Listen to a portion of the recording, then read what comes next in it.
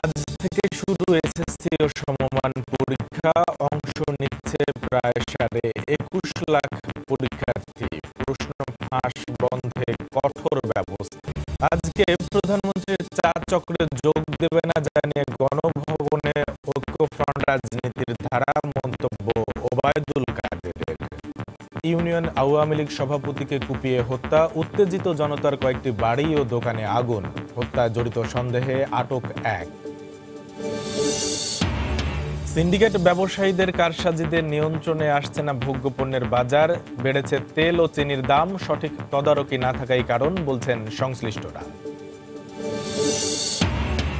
এবং পিরোজপুরের বলেশ্বর নদীর পানি কমে যাওয়ায় পৌর এলাকায় পানি সরবরাহ করতে পারছে না কর্তৃপক্ষ। দুর্ভোগে বাসিন্দারা। ড্রেজিংয়ের দাবি।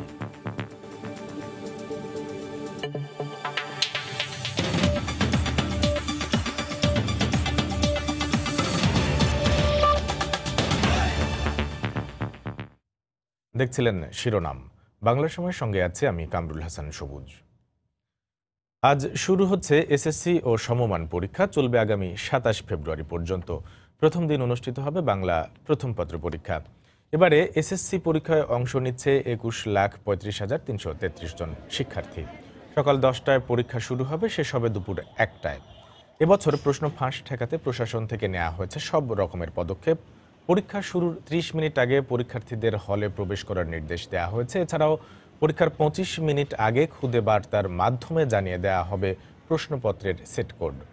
আর প্রশ্ন ফাঁসের নামে যেন কোনো অসাধু চক্র সামাজিক যোগাযোগ মাধ্যমে গুজব ছড়াতে না পারে, সে বিষয়ে তৎপর রয়েছেন আইন শৃঙ্খলা রক্ষা বাহিনী।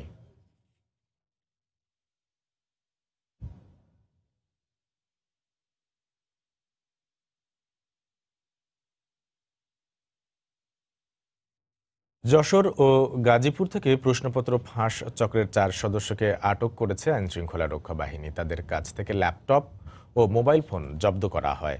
পুলিশ জানায়, যশোর সদর উপজেলার 7 মাইল বাজার এলাকায় অভিযান চালিয়ে প্রশ্নপত্র ফাঁস চক্রের 2 সদস্য সিরাজুল ইসলাম ও কামরুজ্জামানকে আটক করা হয়। পুলিশ জানায়, কোতোয়ালি থানা পুলিশ সামাজিক যোগাযোগ মাধ্যমে একটি গ্রুপকে দীর্ঘদিন ধরে নজরদারিতে রাখছিল। এক পর্যায়ে ওই গ্রুপের সদস্যদের আটক করে পুলিশ।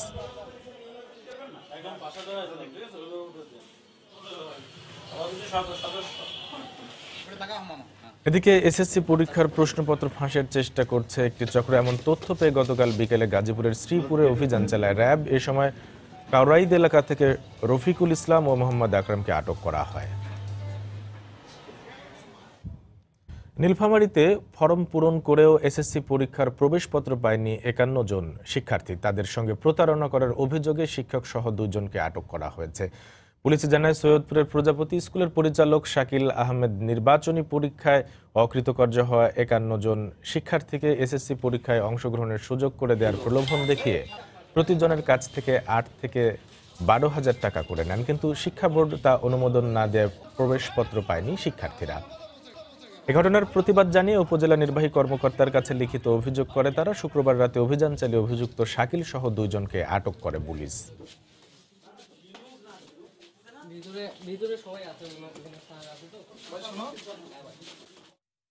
এবার অন্য প্রসঙ্গ।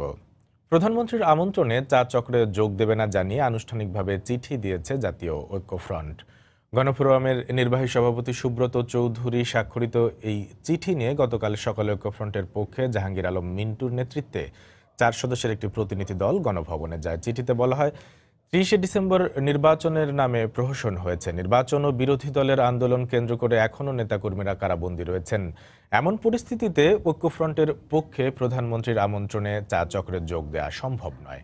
একাদশ জাতীয় সংসদ নির্বাচনে কারচুপির নানা অভিযোগ তুলে শপথ নেন ঐক্যফ্রন্টের নির্বাচিত সদস্যরা। গত 26 জানুয়ারি জোটের নেতাদের চক্রে আমন্ত্রণ জানিয়ে চিঠি পাঠান প্রধানমন্ত্রী শেখ হাসিনা।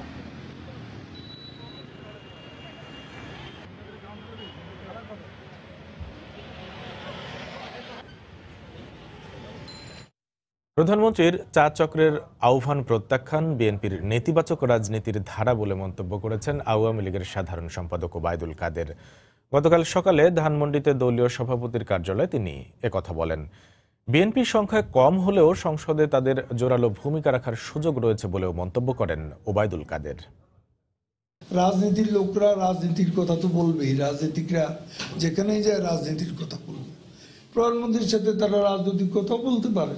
প্রধানমন্ত্রীর আমন্ত্রণে না যাওয়া এটাও তাদের নেতিবাচক যে পুরনো যে মানসিকতা, সে মানসিকতারই বহিঃপ্রকাশ এবং ধারাবাহিকতা। এটা গণতন্ত্রের জন্য, তাদের নিজেদের অস্তিত্বের জন্য শুভ নয়। এবং বিএনপি এখন খাদের কিনারে, তারা খাদেই পতিত হবে। প্রধানমন্ত্রীর চা চক্রে বিএনপি ও ঐক্যফ্রন্টের যোগ না দেওয়ার সিদ্ধান্তের সমালোচনা করে তথ্যমন্ত্রী ডক্টর হাসান মাহমুদ বলেছেন, নেতিবাচক রাজনীতির কারণেই বিএনপির জনপ্রিয়তা ধীরে ধীরে তলানির দিকে যাচ্ছে। গতকাল বিকেলে চট্টগ্রামের শহীদ মিনার চত্বরে জেলা আওয়ামী লীগের সাবেক সভাপতি নুরুল আলম চৌধুরীর শোক সভায় একথা বলেন তিনি। যাদের দুয়ারে গিয়ে প্রধানমন্ত্রী 10 মিনিট দাঁড়িয়ে থাকার পর তাদের দুয়ার খোলে না, তারা প্রধানমন্ত্রীর চা চক্রে যাবেন না, এটাই খুব স্বাভাবিক। আপনাদের এই নেতিবাচক রাজনীতি করার কারণে আপনাদের জনপ্রিয়তা আজকে তলানিতে গিয়ে ঠেকেছে। এই নেতিবাচক রাজনীতি পরিহার করে অনুরোধ জানাবো, আসুন আমরা সবাই মিলে দেশটাকে এগিয়ে নিয়ে যাই, তাহলে আপনাদের রাজনীতি বাঁচবে, বিএনপি টিকবে। বাংলার সময়ে আরও থাকছে। দীর্ঘদিন ধরে খনন না হওয়ায় ঠাকুরগাঁয়ের নদ নদী পরিণত হয়েছে খালে, অনেক জায়গায় নেই নদীর চিহ্ন। খননের পরিকল্পনা করছে প্রশাসন।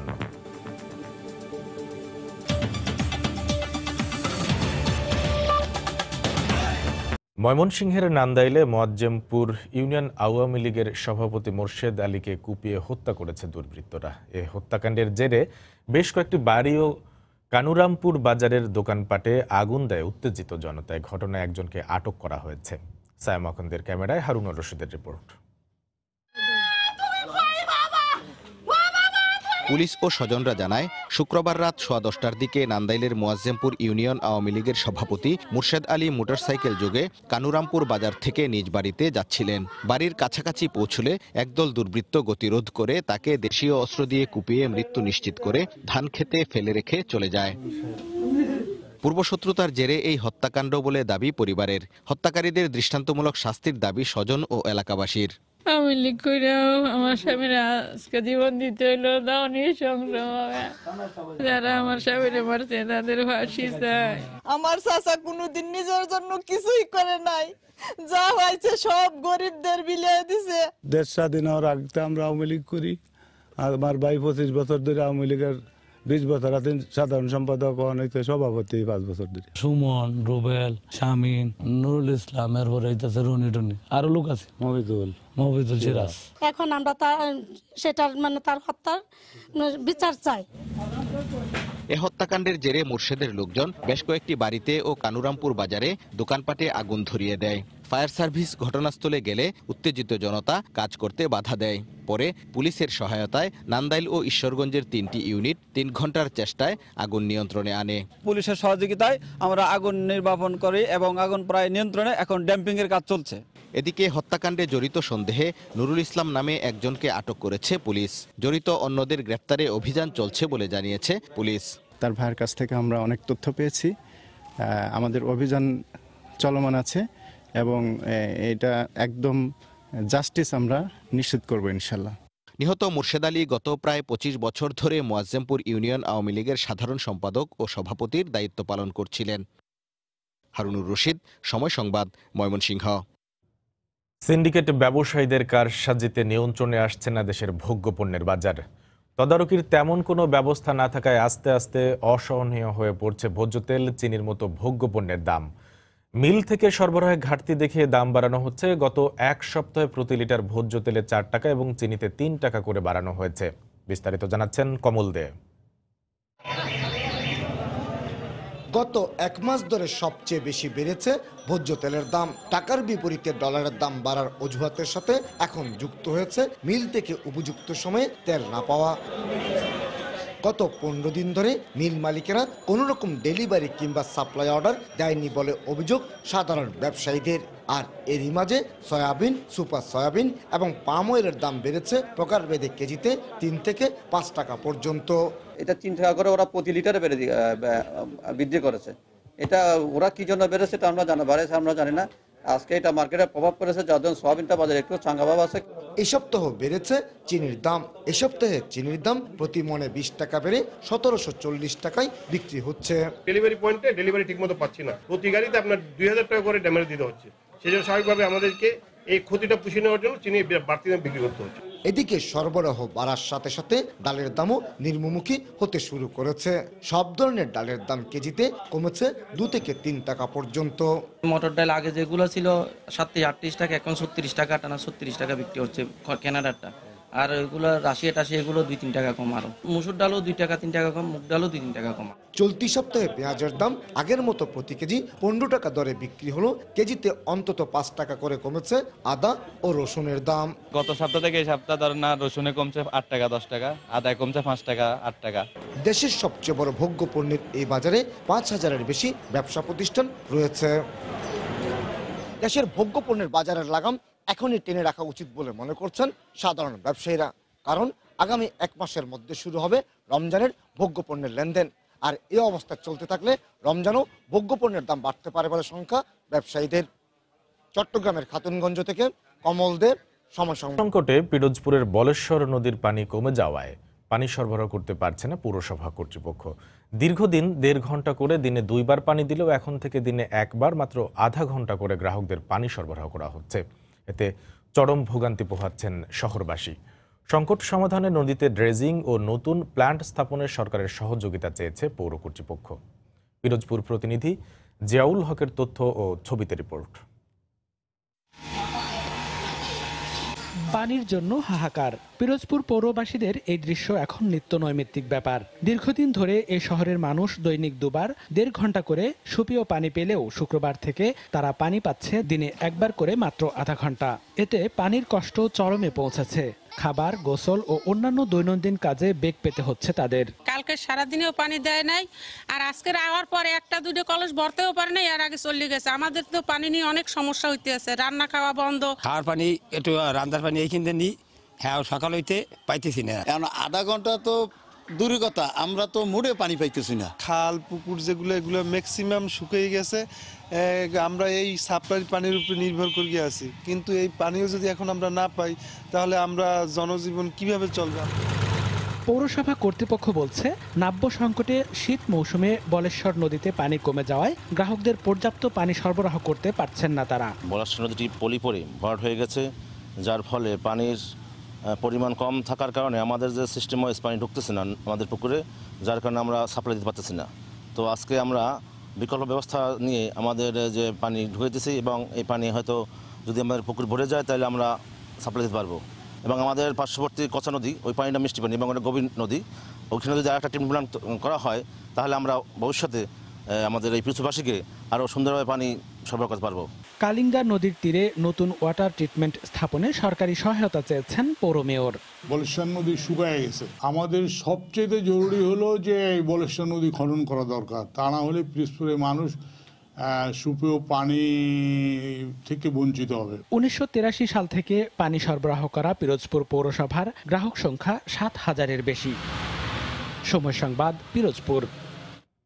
দীর্ঘদিন ধরে খনন না হওয়ায় ঠাকুরগাঁওয়ের নদ নদীগুলো মরা খালে পরিণত হয়েছে। প্রয়োজনীয় পদক্ষেপের অভাবে নদীর চিহ্ন পর্যন্ত হারাতে বসেছে। প্রশাসন বলছে, সীমানা নির্ধারণের পর প্রকল্পের মাধ্যমে নদীগুলো খননের পরিকল্পনা রয়েছে। ঠাকুরগাঁও প্রতিনিধি জিয়াউর রহমান বকুলের পাঠানো তথ্য ও ছবি নিয়ে রিপোর্ট। ঠাকুরগাঁও জেলা শহরের পাশ দিয়ে বয়ে গেছে টাঙ্কন নদী। একসময়ের খরস্রোতা নদীটি এখন বালুচর আর গোচরণ ভূমিতে পরিণত হয়েছে। নদীর নাব্য হারিয়ে জেলার বাকি 12টি নদীও মরা খালে পরিণত হয়েছে। বেকার হয়ে পড়েছেন জেলেরা। এ সুযোগে দখল করে নদীর আশপাশে গড়ে তুলছে বসতি। এ অবস্থায় জলবায়ু রক্ষা ও পরিকল্পিতভাবে নদীগুলো খননের দাবি স্থানীয়দের। হাজার হাজার লোক এই নদী থেকে মাছ মারে বিক্রি করে খাইছে, সংসার চলছে। এই অষ্টর পর থেকে এমন অবস্থা হয়েছে, নদীতে ঝাড় ঝুড় হাবি জাবি দিয়া থিয়ে দিছে, এখানে আর মাছও নাই, নদীতে পানিও নেই। ধান লাগাচ্ছে, ঘর বাড়ি করতেছে, মাটি কেটে নদী ভর্তি করতেছে, আরো বিল্ডিং এ কাজ করে, এই জন্য বালুটা এখান থেকে নিয়ে যাই। এখন নদী পানি নাই, বিদায় তারা আবাদ পানি করতেছে, মাছও পাচ্ছে না। ড্রেজিং করা যায়, খনন করা যায়, সেক্ষেত্রে নদীর নাব্যতা ফিরে পাবে এবং নদীর নাব্যতা ফিরে পেলে হয়তো পরিবেশের ভারসাম্য রক্ষা হবে, সেই সাথে সেচেরও সুবিধা হবে। অবিলম্বে ভরাট নদীগুলো খননের উদ্যোগ নেওয়ার আহ্বান জানায় সুজন। নদী দখল করে কেউ যদি বাড়িঘর নির্মাণ করতে না পারে, আবাদ করতে না পারে নদীর মধ্যে, এই জিনিসটাও দেখা দরকার। জেলা প্রশাসন জানায় সীমানা নির্ধারণের পর বিভিন্ন প্রকল্পের মাধ্যমে নদী খননের কাজ শুরু করা হবে। সীমানা নির্ধারণ কাজ সম্পন্ন হওয়ার পরপরই বিভিন্ন প্রকল্পের মাধ্যমে আমরা এই সমস্ত নদী খননের কাজ শুরু করব। ইতিমধ্যে পানি উন্নয়ন বোর্ড পীরগঞ্জ উপজেলার শুক নদীর খনন কাজ শুরু করেছে এবং আমি নিজেই সেটার উদ্বোধন করেছি। পর্যায়ক্রমে অন্যান্য নদীও খনন প্রক্রিয়া শুরু হবে। ঠাকুরগাঁও জেলায় টাঙ্গন, শুক, সেনুয়া, নাগর, পথরাজ ও কুলিক সহ ছোট বড় 13টি নদী রয়েছে। সময় সংবাদ, ঠাকুরগাঁও। পাখিয়ার লাল কাঁকড়ার বিচরণে মনোরম পরিবেশ সৃষ্টি হয়েছে গভীর সাগরে নতুন জেগে ওঠা চর বিজয়ে। মুগ্ধ হচ্ছেন পর্যটকরাও।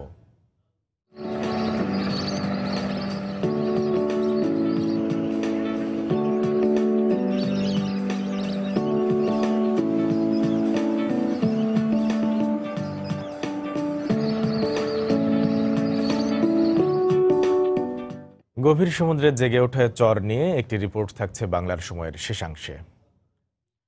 চট্টগ্রামে কর্ণফুলী নদী দখলমুক্ত করতে উচ্ছেদ অভিযানের আগে সীমানা পিলার দিয়ে অবৈধ স্থাপনা নির্ধারণের কাজ শুরু হয়েছে। আগামী সোমবার থেকে উচ্ছেদ অভিযান শুরু হবে। গতকাল সকালে নগরীর সদরঘাট এলাকা থেকে জেলা প্রশাসনের উদ্যোগে অবৈধ স্থাপনা নির্ধারণের কাজ শুরু হয়। 2015 সালে জেলা প্রশাসন কর্ণফুলীর তীর দখল করে গড়ে ওঠা 2112টি অবৈধ স্থাপনা চিহ্নিত করে। পরে 2016 সালে হাইকোর্ট অবৈধ স্থাপনা উচ্ছেদের নির্দেশ দেন, তবে এতদিন পর্যন্ত এই নির্দেশ বাস্তবায়নে কোনো উদ্যোগ নেওয়া হয়নি। বৃহস্পতিবার জেলা প্রশাসন কার্যালয়ের এক সভায় সিদ্ধান্ত হয় পতেঙ্গা থেকে মহড়া পর্যন্ত সকল অবৈধ স্থাপনা চিহ্নিত করার কাজ চলবে।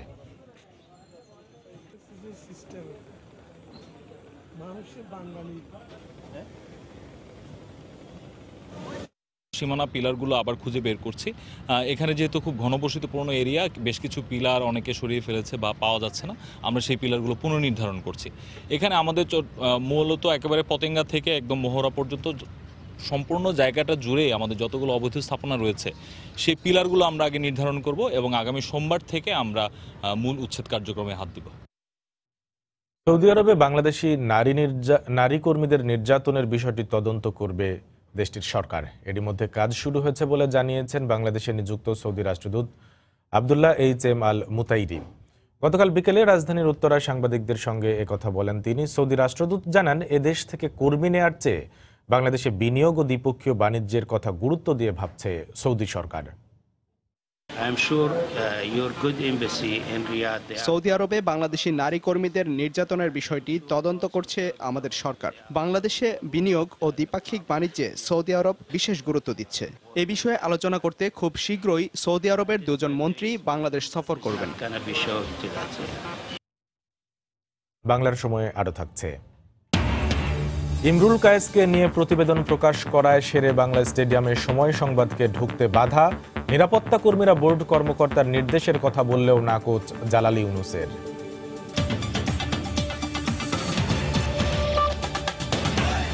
মুক্তমনা লেখক ও ব্লগার হত্যায় জড়িত আনসারুল্লাহ বাংলা টিম নতুন করে সংগঠিত হচ্ছে বলে জানিয়েছে র্যাব।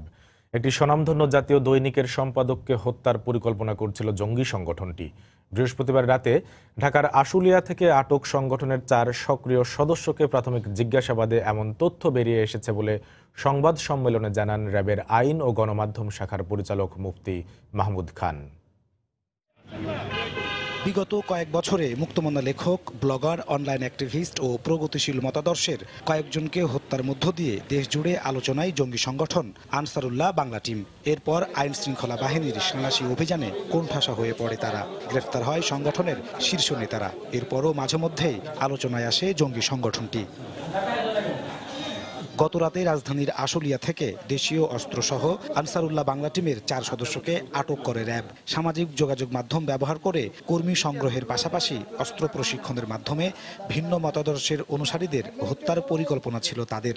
বগুড়ায় এক মুক্তমনা লেখককে হত্যার পরিকল্পনা ভেস্তে যাওয়ার কথা জানায় র্যাব। একটি স্বনামধন্য পত্রিকায় পত্রিকায় একটি লেখা প্রকাশিত হয়েছিল জুলাই মাসের দিকে, এবং সেখানে গ্রেপ্তারকৃতদের ভাষ্য মতে যে লেখাটি ইসলামের ভাবমূর্তি ক্ষুণ্ণ করেছে তাদের মতে, যে সেখানে বিবাহ নিয়ে হাদিসের সঙ্গে একটি সাংঘর্ষিক কথাবার্তা এখানে ছিল। জুলাইয়ের পরবর্তীতেই তারা সিদ্ধান্ত নেয় যে ওই পত্রিকার সম্পাদককে তারা হত্যা করবে, এর একটি পরিকল্পনা তাদের মধ্যে আছে।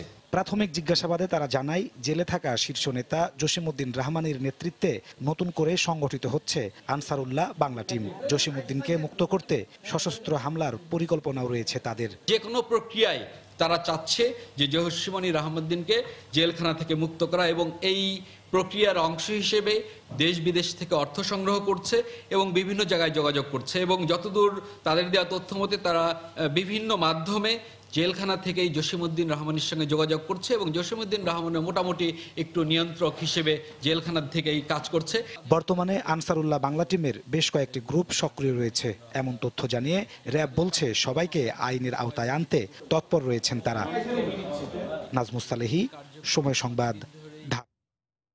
চট্টগ্রামে এক যুবককে ছুরিকাঘাত করে হত্যা করেছে দুর্বৃত্তরা। পুলিশ জানায় গতকাল সন্ধ্যায় নগরীর আকবর শাহ এলাকায় বন্ধুদের সঙ্গে গল্প করছিলেন মাসুদ। এ সময় তাকে কুপিয়ে জখম করে পালিয়ে যায় দুর্বৃত্তরা। পরে গুরুতর আহত অবস্থায় তাকে উদ্ধার করে চট্টগ্রাম মেডিকেলে নেওয়া হলে মৃত ঘোষণা করেন চিকিৎসক। পূর্বশত্রুতার জের ধরে প্রতিপক্ষের লোকজন তাকে হত্যা করেছে বলে অভিযোগ স্বজনদের।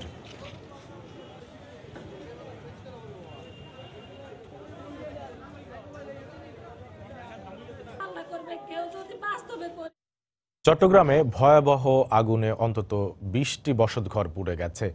ফায়ার সার্ভিস জানায় গতকাল সন্ধ্যায় ঈদগাহ এলাকার একটি বস্তিতে আগুন লাগে। মুহূর্তের মধ্যে তা চারিদিকে ছড়িয়ে পড়ে। খবর পেয়ে ফায়ার সার্ভিসের 2টি ইউনিট প্রায় 1 ঘন্টা চেষ্টা চালিয়ে আগুন নিয়ন্ত্রণে আনে। তবে এরই মধ্যে অন্তত 20টি বসতঘর পুড়ে যায়। বৈদ্যুতিক শর্ট সার্কিট থেকে আগুনের সূত্রপাত হয়েছে বলে প্রাথমিকভাবে ধারণা করছে ফায়ার সার্ভিস।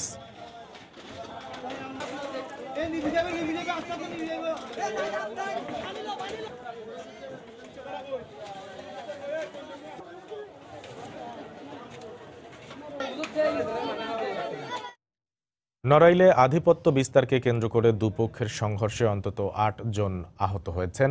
তাদের হাসপাতালে ভর্তি করা হয়েছে। পুলিশ জানায় গতকাল সন্ধ্যায় সদর উপজেলার সিংগাসোলপুর বাজারে ইউপি চেয়ারম্যান উজ্জ্বল শেখ ও সাবেক চেয়ারম্যান খায়রুজ্জামানের সমর্থকদের মধ্যে কথা কাটাকাটি হয়। এ ঘটনার এক পর্যায়ে উভয় পক্ষের লোকজন সংঘর্ষে জড়িয়ে পড়ে। এতে অন্তত 8 জন আহত হন। পরে তাদের উদ্ধার করে সদর হাসপাতালে ভর্তি করা হয়। এদের মধ্যে 3 জনকে উন্নত চিকিৎসার জন্য খুলনা মেডিকেলে পাঠানো হয়েছে।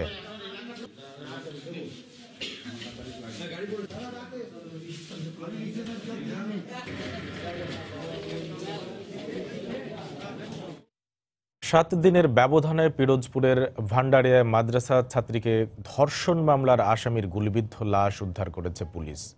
গতকাল দুপুরে ঝালকাঠির রাজাপুর থেকে লাশটি উদ্ধার করা হয়। পুলিশ জানায় ইটভাটার পাশে মরদেহ পড়ে থাকতে দেখে থানায় খবর দেন স্থানীয়রা। পরে লাশটি মাদ্রাসা ছাত্রীকে ধর্ষণ মামলার 2 নম্বর আসামি রাকিব হাসানের বলে শনাক্ত করেন। এ সময় লাশের গলায় ঝোলানো অবস্থায় একটি চিরকুট উদ্ধার করা হয়, যেখানে ধর্ষণ করার কারণে এই পরিণতি লেখা ছিল। গত 26শে জানুয়ারি কাঠালিয়া থেকে মামলার অপর আসামি সজল জমাদ্দারের গুলিবিদ্ধ লাশ উদ্ধার করা হয়। গত 12 জানুয়ারি পিরোজপুরের ভান্ডারিয়া উপজেলার নদমুলা গ্রামের এক মাদ্রাসা ছাত্রীকে গণধর্ষণের অভিযোগ ওঠে নিহত রাকিব ও সজলের বিরুদ্ধে। পরে তাদের আসামি করে ভান্ডারিয়া থানায় মামলা করেন ওই ছাত্রীর স্বজনরা। ঘটনা তদন্ত করে প্রয়োজনীয় আইনি ব্যবস্থা নেওয়ার আশ্বাস দিয়েছে পুলিশ। সন্ত্রাস, জঙ্গিবাদ ও দুর্নীতিমুক্ত বাংলাদেশ গড়তে বর্তমান সরকার বদ্ধপরিকর বলে জানিয়েছেন প্রধানমন্ত্রীর বিনিয়োগ ও শিল্প বিষয়ক উপদেষ্টা সালমান এফ রহমান। গতকাল বিকেলে আশুলিয়া স্কুল অ্যান্ড কলেজ মাঠে আয়োজিত মাদক ও জঙ্গি বিরোধী সমাবেশে কথা বলেন তিনি। এই অনুষ্ঠানের আয়োজন করে স্থানীয় কমিউনিটি পুলিশ।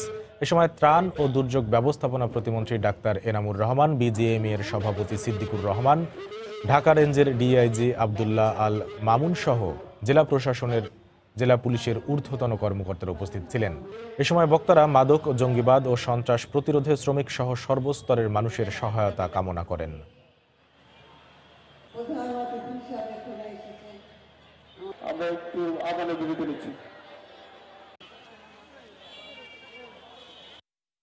জননেত্রী শেখ হাসিনা বলেছেন উনি মাদক, জঙ্গিবাদী সন্ত্রাসী এটার সম্বন্ধে উনি জিরো টলারেন্সের কথা বলেছেন। উনি কিন্তু আরেকটি ব্যাপারে উনি কিন্তু জিরো টলারেন্সের কথা বলেছেন, সেটা হলো দুর্নীতি। উনি কিন্তু বিশ্বাস করেন এখন কোন সরকারি কর্মচারী কর্মকর্তা, পুলিশ হোক বা আপনার সিভিল অ্যাডমিনিস্ট্রেশন হোক, তাদেরকে দুর্নীতি করার কোনো প্রয়োজন নাই। একাদশ জাতীয় সংসদ দেশের চলমান উন্নয়ন কর্মকাণ্ডকে এগিয়ে নিতে কার্যকর ভূমিকা রাখবে বলে জানিয়েছেন স্পিকার ডক্টর শিরিন শারমিন চৌধুরী। গতকাল রাতে মাদারীপুরের শিবচরে চৌধুরী ফাতেমা বেগম পৌর অডিটোরিয়ামে এক নাগরিক সভায় তিনি কথা বলেন। বাংলাদেশ 2021 সালের মধ্যে মধ্যম আয়ের, 2024 সালের মধ্যে উন্নয়নশীল এবং 2041 সালের মধ্যে উন্নত সমৃদ্ধ দেশ হবে বলেও জানান তিনি। অনুষ্ঠানে জাতীয় সংসদের চিফ হুইপ নূরে আলম চৌধুরী লিটন উপস্থিত ছিলেন।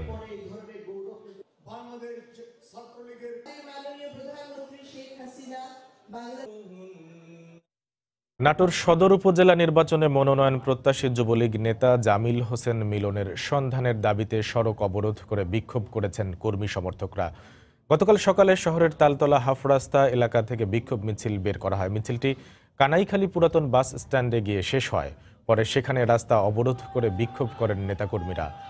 নাটোরের সঙ্গে সারা দেশের সড়ক যোগাযোগ বন্ধ হয়ে যায়। পরিবারের অভিযোগ, বৃহস্পতিবার রাতে অফিস থেকে ফেরার পথে র্যাব পরিচয়ে মিলনকে তুলে নিয়ে যায় কয়েকজন অস্ত্রধারী। এদিকে ছেলের সন্ধান চেয়ে গতকাল দুপুরে নাটোর সদর থানায় জিডি করেছেন মিলনের বাবা এমদাদুল হক মিয়াজি। নিখোঁজের বিষয়টি তদন্ত করে মিলনের সন্ধানের চেষ্টা চলছে বলে জানিয়েছে র্যাব।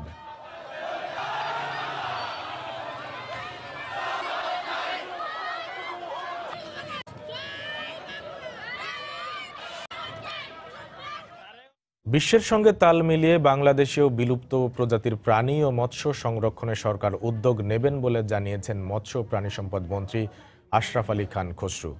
গতকাল সকালে নেত্রকোনার মোক্তারপাড়া মাঠে আয়োজিত এক অনুষ্ঠানে একথা বলেন তিনি।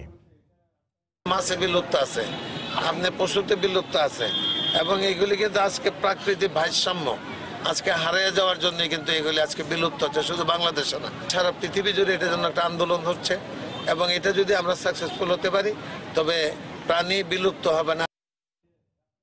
2015 সালের 13 জানুয়ারি যাত্রা শুরুর পর প্রতি মঙ্গলবার ফেনীর ছাগলনাইয়ার বর্ডার হাটে দুই দেশের তালিকাভুক্ত 27 জন করে ব্যবসায়ী নিজ দেশের পণ্য বিক্রি করত।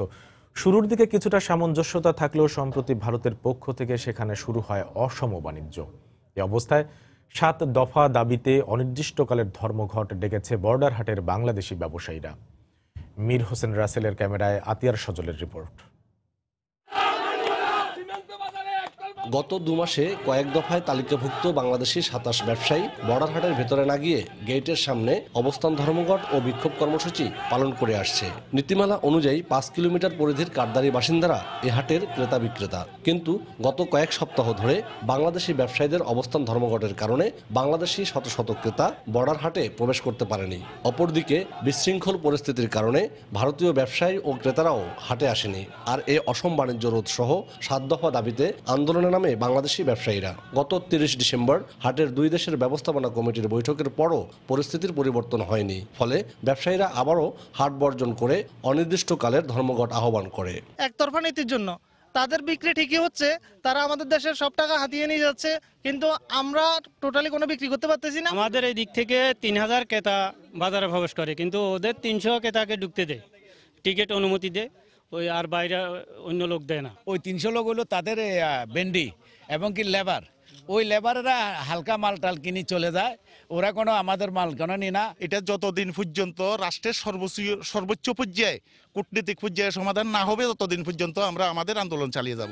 ভারতীয়দের পক্ষ থেকে নিয়ম মাফিক আচরণ না করলে বাংলাদেশের পক্ষ থেকে একই পথে হাঁটার বিকল্প থাকবে না বলে জানান ফেনীর জেলা প্রশাসক। ইতিমধ্যে বিজিবির মাধ্যমে আলোচনা হয়েছে, তারা বলেছেন যে তাদের কাছে আমরা কাগজপত্র চেয়েছি যে কেন্দ্রীয় সরকারের যে সিদ্ধান্ত আছে সেটা যেরকম লোকাল সিদ্ধান্তের মধ্যে কোনো হেরফের আছে কিনা সেইটা একটু আমরা জানতে চাইছি।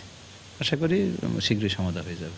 সংশ্লিষ্টদের হিসেব মতে প্রতি বাজারে বাংলাদেশের 27 দোকানের গড়ে 2.5 লাখ টাকার বিপরীতে ভারতীয় সমান সংখ্যক দোকানের বিক্রয় প্রায় 30 লাখ টাকারও বেশি। আতিয়ার সজল, সময় সংবাদ, ফেনী। নওগাঁ সীমান্ত এলাকা থেকে সিরাজুল ইসলাম নামে এক বাংলাদেশি কৃষককে ধরে নিয়ে গেছে বিএসএফ। বিজিবির নিয়তপুর ক্যাম্পের কোম্পানি কমান্ডার হুমায়ুন কবির জানান, গতকাল বিকেলে নিয়তপুর সীমান্তের নোম্যান্স ল্যান্ড এলাকায় জমি চাষ করার জন্য যাচ্ছিলেন কৃষক সিরাজুল ইসলাম। এ সময় বিএসএফ সীমান্ত অতিক্রম করে তাকে ধরে নিয়ে যায়, তবে তাকে ফেরত দিতে বিএসএফ এর কাছে চিঠি দেওয়া হয়েছে বলে জানিয়েছে বিজিবি। বাংলার সময়ের শীর্ষ সংবাদে জানিয়ে দিচ্ছি আরেকবার। আজ থেকে শুরু এসএসসি ও সমমান পরীক্ষা, অংশ নিচ্ছে প্রায় 21.5 লাখ পরীক্ষার্থী। প্রশ্ন ফাঁস বন্ধে কঠোর ব্যবস্থা। আজকে প্রধানমন্ত্রীর চা চক্রে যোগ দেবে না জানিয়ে গণভবন ঐক্যফ্রন্টের চিঠি, প্রত্যাখ্যান নেতিবাচক রাজনীতির ধারা, মন্তব্য ওবায়দুল কাদেরের। ময়মনসিংহের নান্দাইলে ইউনিয়ন আওয়ামী লীগ সভাপতিকে কুপিয়ে হত্যা, উত্তেজিত জনতার কয়েকটি বাড়ি ও দোকানে আগুন, হত্যায় জড়িত সন্দেহে আটক এক। সিন্ডিকেট ব্যবসায়ীদের কারসাজিতে নিয়ন্ত্রণে আসছে না ভোগ্যপণ্যের বাজার, বেড়েছে তেল ও চিনির দাম, সঠিক তদারকি না থাকাই কারণ বলছেন সংশ্লিষ্টরা। এবং পিরোজপুরের বলেশ্বর নদীর পানি কমে যাওয়ায় পৌর এলাকায় পানি সরবরাহ করতে পারছে না কর্তৃপক্ষ, ভোগান্তিতে বাসিন্দারা, ড্রেজিংয়ের দাবি। এই ছিল বাংলার সময়। যে কোনো খবর পেতে ভিজিট করুন সময়নিউজ.tv। আপনার মোবাইলে সময় সংবাদ দেখতে সকল খবর পেতে ডাউনলোড করুন সময় অ্যাপ। সঙ্গে থাকুন সময়ের।